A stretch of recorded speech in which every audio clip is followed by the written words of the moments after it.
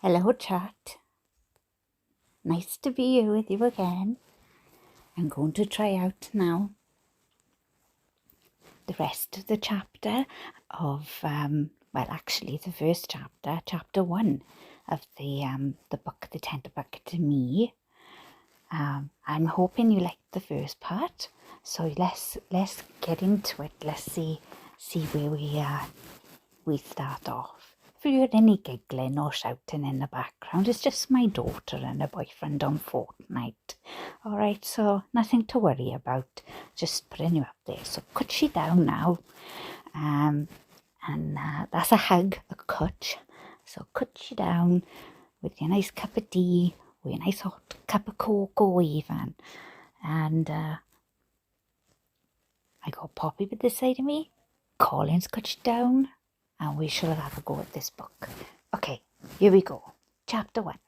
The Bucket. It's 1970. I'm 3 years old.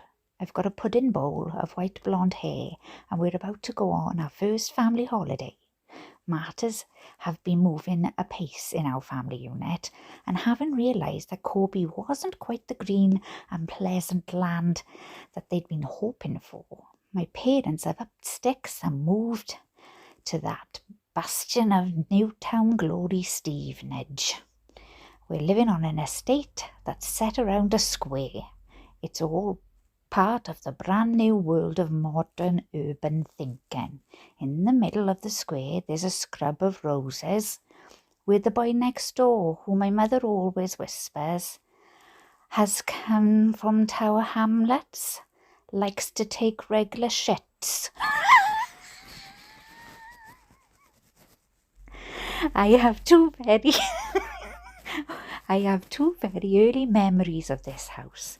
One is of my mother banging on our front room window, shaking her fist and shouting, "Stop shitting!"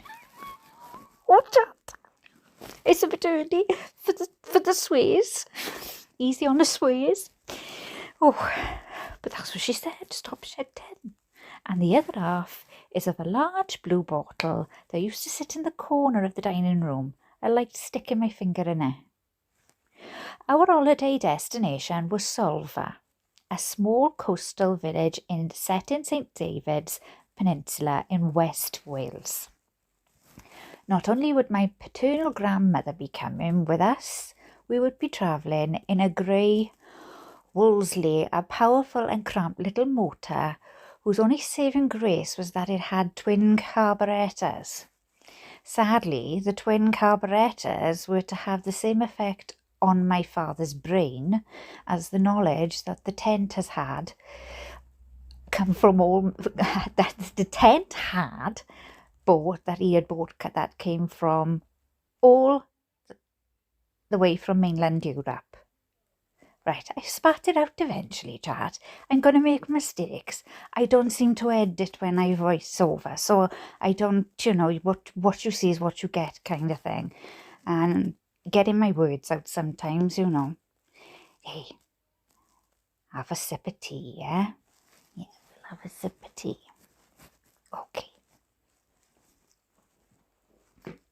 Okay. Intoxicated by their very presence, my father, at the point of purchase, had failed to notice that the chrome writing on the boot was the same colour as the car. It had been resprayed, and what lurked beneath the immediate sheen was a host of mechanical woes. By the time we came to our first family holiday, the car was on its last legs. Bits were falling off by degrees, and every time a door was opened or shut there would be a tinkling, accompanied by a sound of the rust rattling its way loose. "Are you sure this is going to make it to Wales?" my mother asked. Arms folded. "Yes," my father had wailed, as if that was the most obvious thing in the world.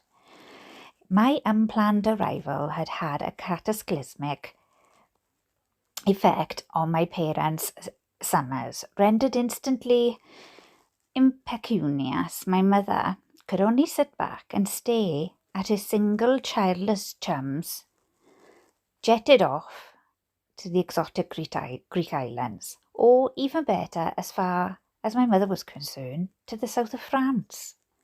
A place that mustered wafting Elysian dreams, daydreams. Not for her. A fortnight in the baking sun, or long cocktails in the night, with thoughts of what could have been crashing round like dodgems. My mother was a grumbling pool of resentment before the bags were even packed. Why? Why do we have to go to Wales? Asked my mother, sitting on the edge of her bed and throwing her arms in the air. You know what the weather's like. It'll be shit. She's not wrong. You get used to it, see, Brand. That's just me narrating then. My father, who was busy ticking things off his checklist, was in no mood to listen.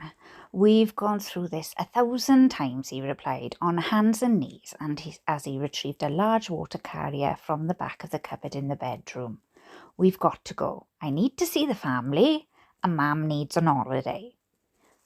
Tony, began my mother, her hazel eyes ablaze, taking your 70-year-old diabetic mother camping is hardly going to be a holiday. She's got a heart condition. It's ridiculous. But the die was cast. We were going camping, and we were taking a recently bereaved pensioner with us. What could possibly go wrong?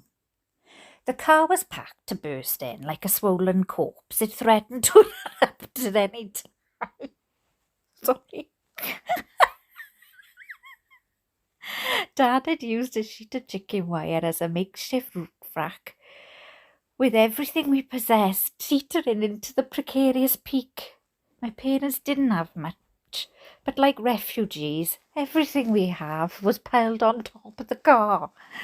There was a tent poles, a camping stove, a ground sheet, 2 saucepans, a kettle, a bag of cutlery, tea towels, proper towels, a washing up bowl, a folding table, 5 folding chairs, 1 extra in case of breakages and or an unexpected guest, a water carrier, a windbreak, Wellingtons, that's wellies, 1 battered brown leather suitcase bloated with a month's worth of clothes, even though we were only going for a week, a green holdall filled with indiscriminate sundries, and on top of everything, like a malevolent fairy, 1 triumphant pink plastic button with lid. No, I said that all wrong. Oh, gosh. Oh, do I give up or do I keep going? I don't know. Right, I'll say that just the last bit. Don't worry, I'm not going to give you the laundry list of everything that was in the chicken wire on top of the car. And on top of everything, like a malevolent fairy, 1 triumphant pink plastic bucket with lid. Not button or whatever I said. It's a bucket. Being 3, I was allowed 2 items, space permitting, and had chosen to take a one-eyed teddy called Timmy and a scrawny, chewed-up man-like rodent in tartan trousers and a velvet jacket. His name was Mr. Mouse. The Wolsey's interior was a trim facade. Like the respray, the attractive wooden fascia of the dashboard and plump grey seats belied the cancer that raged within. My father was particularly proud of the steering wheel that he had fitted with a black leather cover. Oh, remember them? Oh, yes. The laced-on splendour added a requisite splash of glamour to complement the twin carburetors. To prove he meant business, he also wore a pair of black leather driving gloves, complete with string backs whatever the weather. He had even managed to convince my mother, who didn't drive, that they were essential to road safety because they ensured a more complete grip of the wheel. My mother, a nervous passenger at the best of times, treated the driving gloves with the reverence of St. Christopher. "You're not wearing your driving gloves," she would cry, however short the journey, as if their absence ensured a helter-skelter slide to hell, and so on they would be pulled, imbuing our car with a talismanic glow. For years, I thought that you weren't allowed to drive a car unless you were wearing gloves. But then, as I crashed into my teenage years and realised that other people's parents were able to go happily from A to B without them, they formed a tiny part of the chisel that would chip away at my parents' omniscience. In 1970, there were no such things as seat belts or child harnesses, and I would spend hours standing on the back seat staring out the window, my mother alongside me holding on to the back of my pants. Yeah, I used to do that, but it was a little bit later than the 70s. But I would be there stood in the back, my mother would hold my pants. Pants in the UK is your underwear. Yeah, hold on to the back of your pants. Great safety. Oh, now we've gone too much now, haven't we? The other way. Okay, so yeah, staring out the back window, the mother rolled in her pants. The world that flitted by was wondrous. Cows in fields, a fort in the distance, a white horse carved into a hillside. Everything was bright, was new, was flashing and fleeting. I was fascinated with everything and never wanted to sleep for fear of missing any passing sensory treat. Hedgerows were exhilarating, cobbled streets inconceivable, and castles were straight. The books that were read to me at night before bed. To my parents, the 6-hour journey to Wales was as painful as a slow twist of the arm, but for me, it was a fizzy treat. There was no doubt about it. We were excited. Even my mother, who couldn't have hated the idea of camping in Wales with her mother-in-law more if she could tried, couldn't contain the frisson that went hand in hand with our first family holiday. My dad burst in with something primeval and masculine, clutched the steering wheel with the confidence of a hunter-gatherer, and sang songs loudly as if he was at a rugby match. I didn't know it yet, but every holiday we went on would be accompanied by that year's family's song, a tune from the charts that we would all belt out with a sense of gay abandon. This year, it would be Wandering Star, sung by Lee Marvin from the film Paint Your Wagon. For some indefinable reason, my father was convinced that he could do a brilliant cowboy accent. He couldn't. Instead, we were treated to a strange Welsh/American hybrid that was so peculiar, it was almost chilling. I think that's what you might get if you got me and a cowboy together. It would be a bit of a hybrid. But with no radio in the car, we had to make our own entertainment. My mother, whose singing voice was the sound of a cold recorder, took it upon herself to treat us to a marathon of Simon and Garfunkel songs. Listening to her howling rendition of Bridge Over Troubled Water was the very definition of enthusiasm over talent. But it didn't matter that my parents sounded awful. There was a sense of adventure in the air and it smelled wonderful. The motorway revolution that began in the 1960s had not yet been completed by 1970, and due to my mother's insistence that we plan on routes according to the needs of her flimsy bladder, I must have travelled through every market town from east to west, accruing an impression or impressive knowledge of local public amenities as we went by. There was the pub in Cheltenham with a toilet with no door, the tea room in Gloucester where you had to buy a scone before you were allowed to have a wee, the second-hand bookshop in Ross-on-Wye whose ladies' room smelt of burnt paper, and the hotel in Stow-on-the-Wold, where if you kept the concierge busy asking about this and also that, my mother could creep off and use the Arthurian-themed lavatories that held their toilet rolls on mini Excaliburs.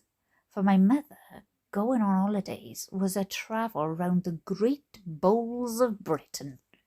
It was a mystery that such a tiny woman could generate such massive amounts of urine, but my abiding memory of my mother and everywhere we went was of someone who was forever busting. If she hadn't just been there, she wanted to go. If she had just been, then she wanted to know where she could go next. She staked out her journeys in sheets of toilet paper, fluttering like flags to mark her way, and everywhere she stopped, she would get a full critical appraisal once she was done. "Lovely soap," she might say. Or, "I was able to sit on the seat, but it was made of wood, and everyone knows you can catch syphilis off those." And then she would turn to me and say, "Remember that, Emma. You must never sit on a wooden toilet seat. Never." 5 hours into our holiday and we'd reached Herwine, the village where you turn left to go up and then down into the Rhondda Valley. We were all sung out for the time being, and Mum had just had a urinary pit stop at a garage outside Cumbran. It was the last chance she had to relieve herself before we got to my grandmother's house in Treherbert.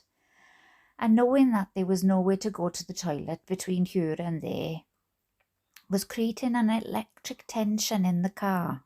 The atmosphere was bristling. "Are you sure this is the only way to get there?" asked my mother, anxiety rising. "I mean, what if I need to go again?" "Brenda," explained my father for the third time, "you've only just been. This is the only road into the Rhondda. There is no other way. If you want to go again, then you'll have to go in a bush." Travelling the road up from Herwine to the head of the valley was the most magical moment of my life to date.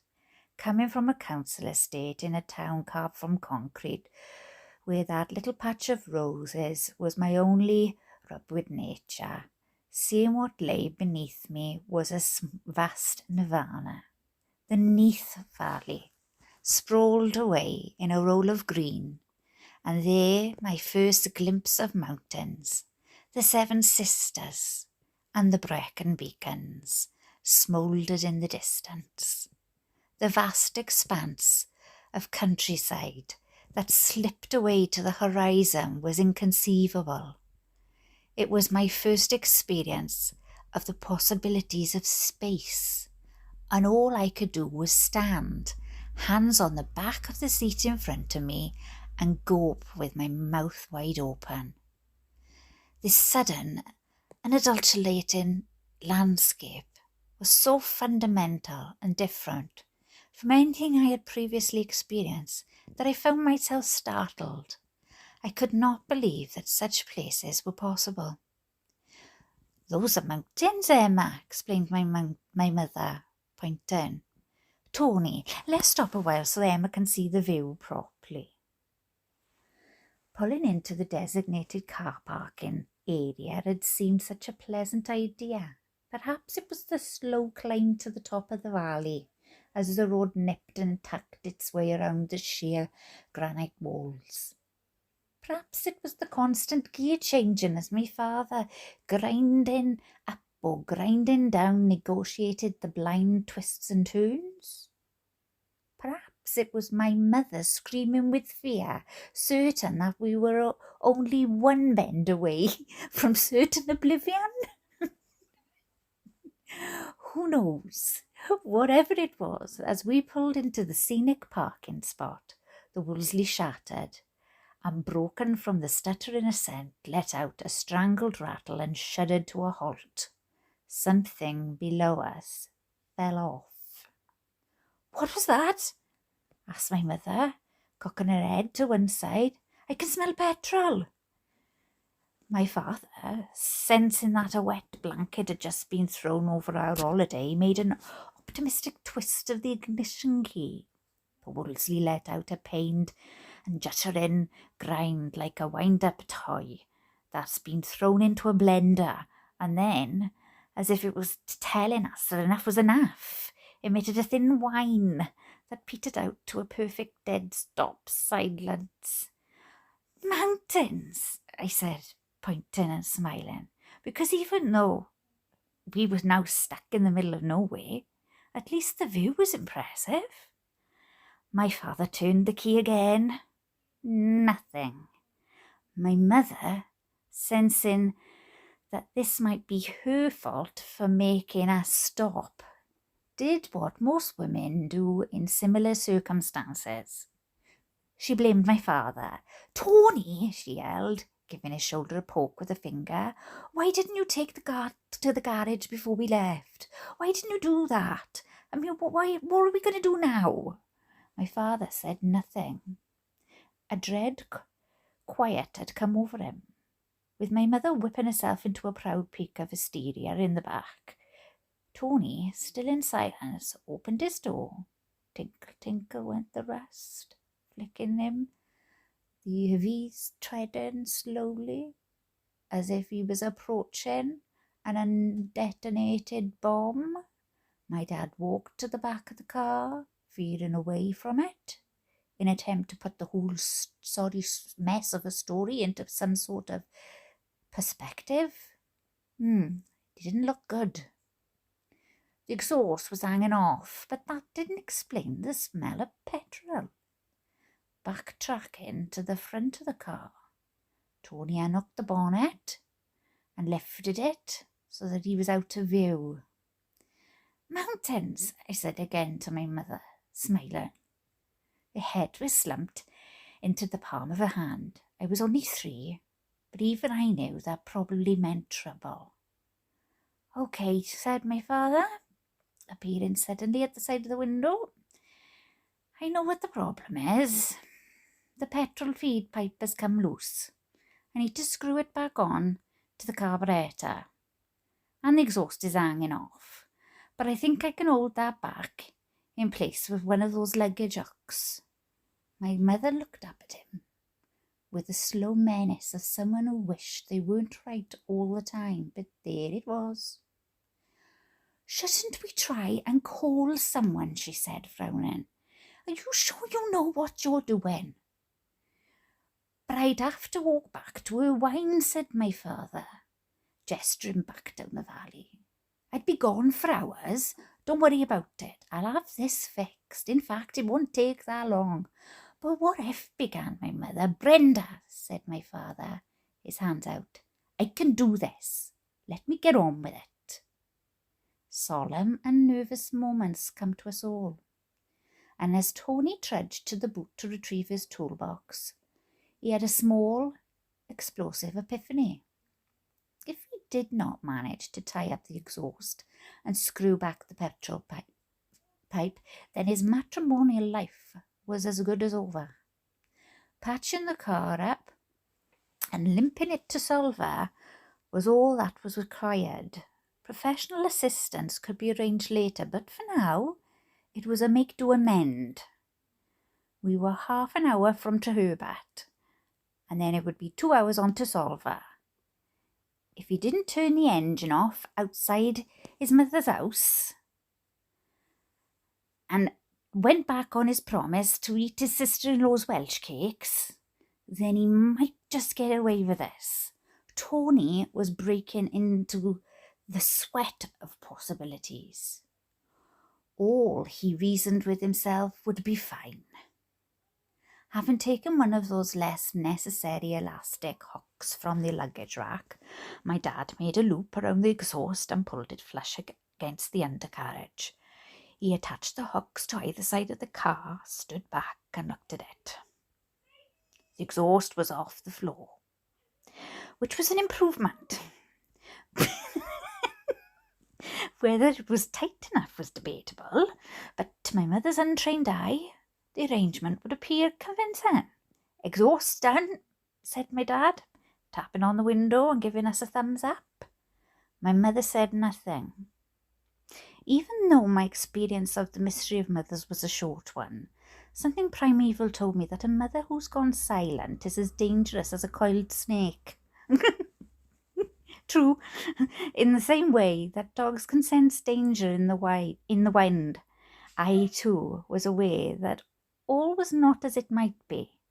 I waved Mr. Mouse in her direction. She turned and looked at me. "Come on," said my mother with a sigh. "Let's have a walk. Let's have a walk about. Don't worry, we'll all be fine. Let's go and have a look at the mountains. And we can have a wee while we're at it. Do you need a wee?" I shook my head. "Well, let's try and go anyway," she added, as if clinging to what she knew would somehow sprinkle our predicament with certainty. As we got out, my mother fixed Tony with one of her special stays. Oh, we all know the mum stay. We all know the mum stay. And if you didn't, when I was younger, you'd know the mum stay was just like the look, and then you'd run. "We are going for a walk," she said, with a defiant toss of her dark brown hair. "Well, don't go too far," said my dad, head still under the bonnet. "This won't take long." There's something wonderful about holding your mother's hand in times of trouble. In a panacea for all manner of ills, and we stumbled down the tufted hillside, my little fist wrapped in hers. Nothing seemed to matter. "Tread carefully," warned Brenda, picking a route with precision. "There are holes everywhere, and poo. We don't want that on our shoes now, do we?" "Who did the poo?" I asked, because this was fascinating. "I think a sheep's poo," explained my mother. "And rabbits, they look like currants, don't they? Don't pick it up. Put it down, please. No, not in your pocket, on the floor." The coarse landscape was a toy box of opportunities, springy, chewed down turf, and a playground of lichen-covered rocks. I wanted to run about, but my mother's hand had me good and tethered. We had climbed down far enough to be out of sight of the car, and as I gazed about at the crumbled slate and rough-housed hillocks, I was saturated with wildness. Down to our left there was a larger rock, deposited who knows how, adding to the strewn of the complexion of the hillside.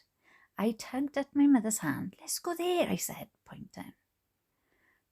"Actually, that's not a bad idea," said my mother, giving a quick 360-degree sweep. "We can have a wee behind that. Come on then.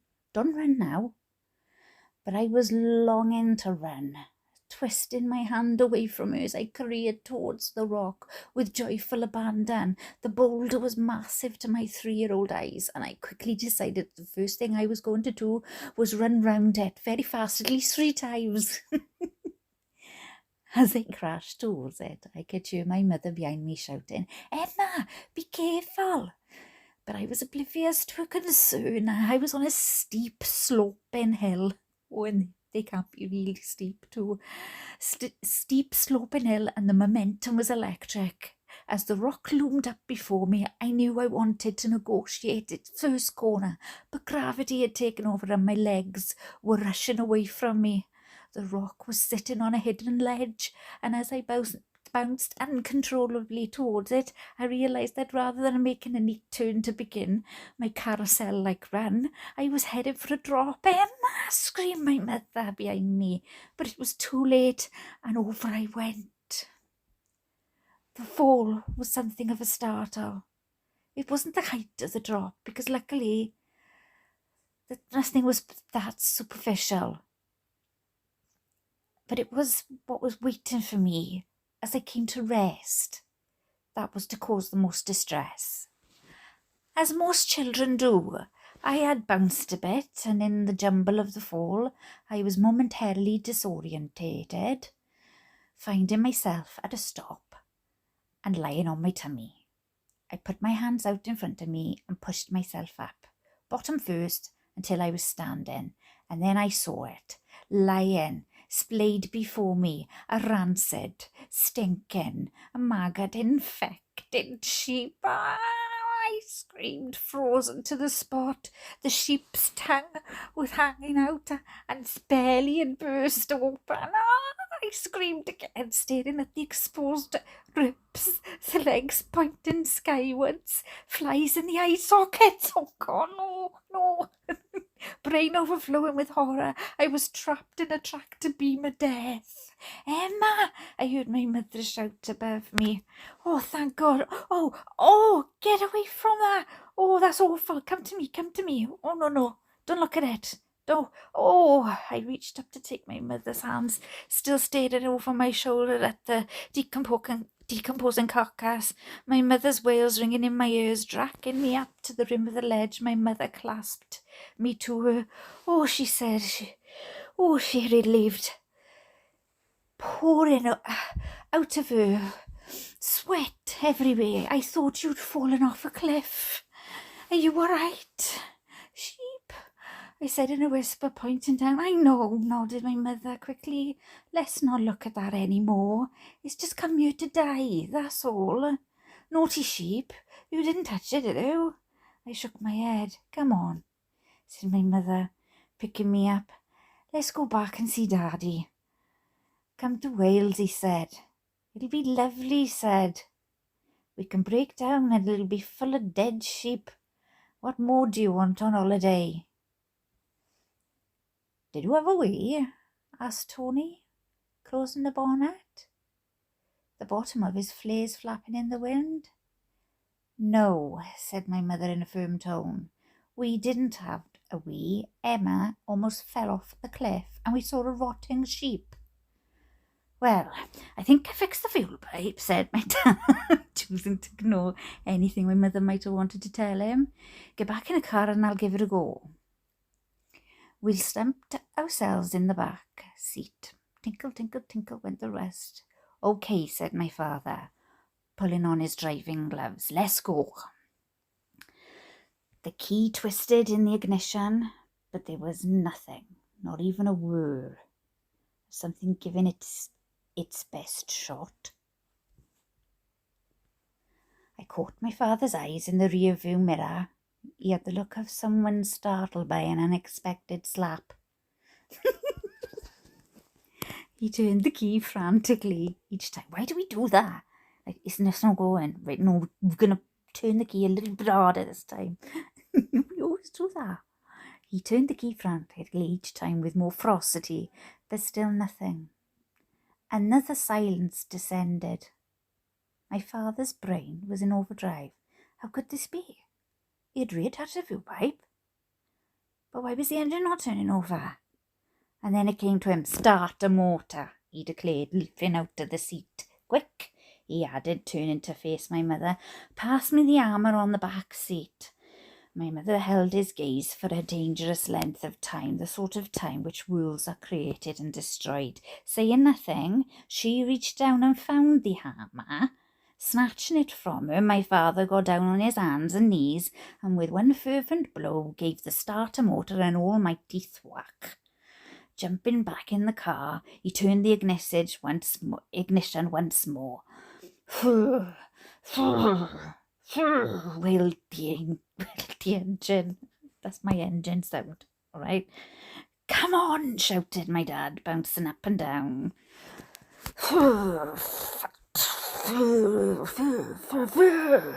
Moaned. And suddenly,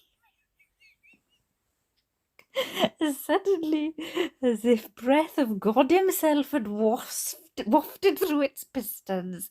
The car was up and running. "I told you I could do it," shouted my father in defiant triumph. "Yes, yes."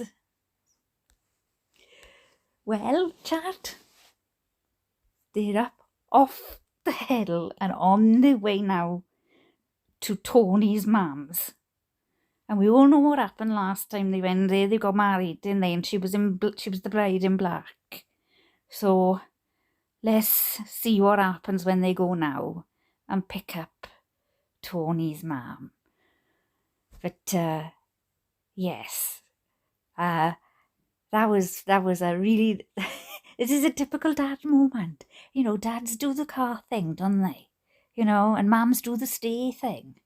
You know, and I know that might sound a little bit sexist, but that's how it was back then as well. You know, that's how it was. And, you know, as kids, we didn't have a care in the world. We would look outside the cars and sit on the back, stand up on the back seat, no seat belts.